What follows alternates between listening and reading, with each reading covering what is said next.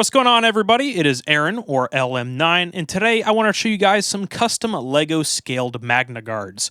Now keep in mind, I said LEGO scaled because these are in scale with LEGO minifigures, but they aren't directly designed to fit in with LEGO's simplistic style. These Magnaguards are actually designed by Skylu3 Design over on Instagram as 1/12 or 6-inch scaled figure model kits.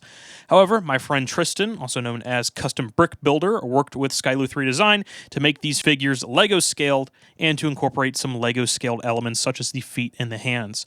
Tristan sent me some of these unpainted resin printed Magnaguards back in March, and I've had them painted up for a little while and figured you guys would like to see them. Now, when making these guys, I found out that there's actually a few different paint schemes on Magnaguards in Revenge of the Sith.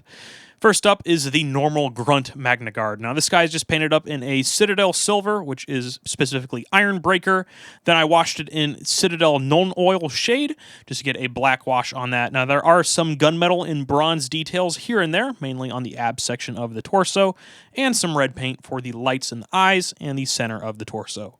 Moving on to the Electro Staff, these were just painted up the same exact way as the rest of the droid, just using some various Citadel paints and washes. But then I also used some other shades from Citadel to paint up the electrical ends to get a translucent pink effect, using orange and a dark purple to get that middle ground, which I think turned out pretty nice.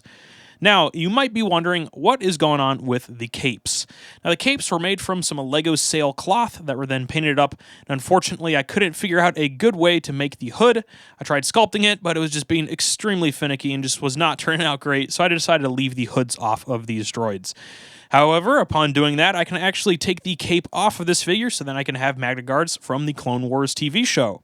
Now, the second Magnaguard has some CIS dark blue paint on it, which I'm assuming might make this droid like the guard squad leader or something. Not exactly sure, but I do think it is a cool touch. And this is one that I didn't even know existed in the movie. He has some blue paint on the arms, the legs, and the torso, as well as some battle damage here and there. Now, the cape and staff were done in the exact same way as the normal Grunt, but this time the cape has some dark blue details instead of the dark red. Now, since these guys were initially designed to be in scale with 6-inch action figures, I'd like to point out some of the articulation Tristan was able to carry out into this downscaled design. First, the head is on a ball joint. This ball joint can be a little annoying at times because the head kind of just rolls out here and there, but I know Tristan is working on a fix for this soon, so the head is actually, further down in that socket so it won't roll out. And I think he also is planning on enlarging the head a little bit so it isn't as small as it is now and a little more proportional with the rest of the body. The other ball joints are the shoulders and the hips, and Tristan modeled these joints after the LEGO skeleton joints and the lever pieces, so that LEGO-y style does get incorporated a little bit. The last areas of articulation are the elbows and the knees, which are on a simple hinge, and the axle in this hinge is a cut-up LEGO lever piece, which I thought was pretty clever.